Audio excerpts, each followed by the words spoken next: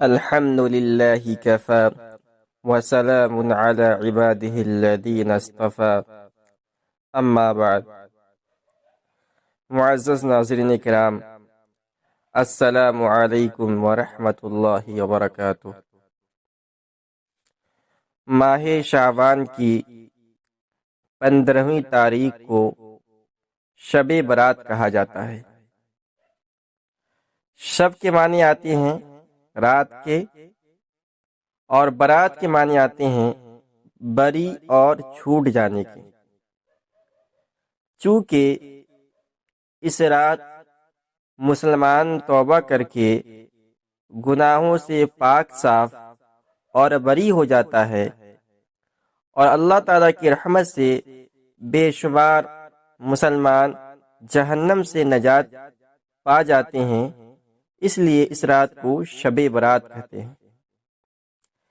اس رات کو لیلۃ المبارکہ یعنی برکتوں والی رات بھی کہا جاتا ہے، اور اس رات کو لیلۃ الرحمہ یعنی رحمت نازل ہونے والی رات سے بھی یاد کیا جاتا ہے۔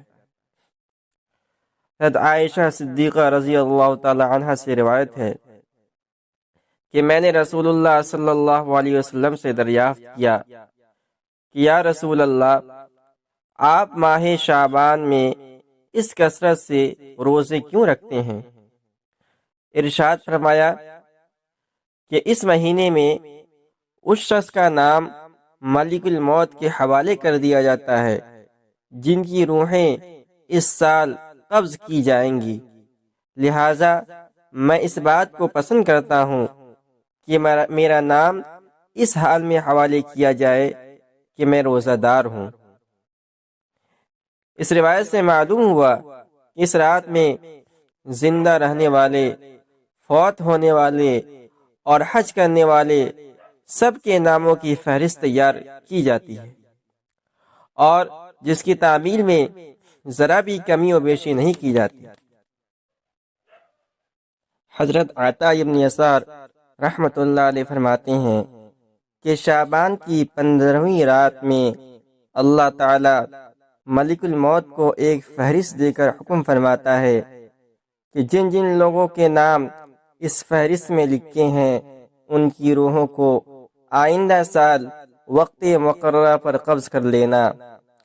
اور اس شب میں لوگوں کے حالات یہ ہوتے ہیں کہ کوئی باغوں میں درخت لگانے کی فکر میں ہوتا ہے، کوئی شادی کی تیاری میں مصروف ہوتا ہے، کوئی کوٹھی بنگلہ بنوا رہا ہوتا ہے، حالانکہ ان کے نام مردوں کی فہرست میں لکھا جا چکا ہوتا ہے۔ مختلف احادیث میں یہ بات وارد ہوئی ہے کہ شب برات میں درج ذیل افراد اللہ تعالیٰ کی عام بخشش سے محروم رہ جاتے ہیں، البتہ اگر وہ بھی سچے دل سے توبہ کر لیں تو یقیناً اللہ تعالیٰ بہت بخشنے والا اور مہربان ہے۔ نمبر 1 مشرک، نمبر 2 کینہ پرور، نمبر 3 قاتل، نمبر 4 بدکار عورت، نمبر 5 ظلماً ٹیکس وصول کرنے والا، نمبر 6 شراب کا عادی، نمبر 7 والدین کا نافرمان، نمبر 8 رشتہ داری توڑنے والا، نمبر 9 لباس ٹخنوں سے نیچے لٹکانے والا۔ اس لیے اس رات کو ہمیں غنیمت سمجھ کر اس رات میں زیادہ سے زیادہ اللہ تعالیٰ کی عبادت کرنی چاہیے، اپنے گناہوں سے بخشش مانگنی چاہیے، اور توبہ و استغفار کا اہتمام کرنا چاہیے۔ اللہ تعالیٰ ہم سب کو صراط مستقیم پر چلنے کی توفیق عطا فرمائے۔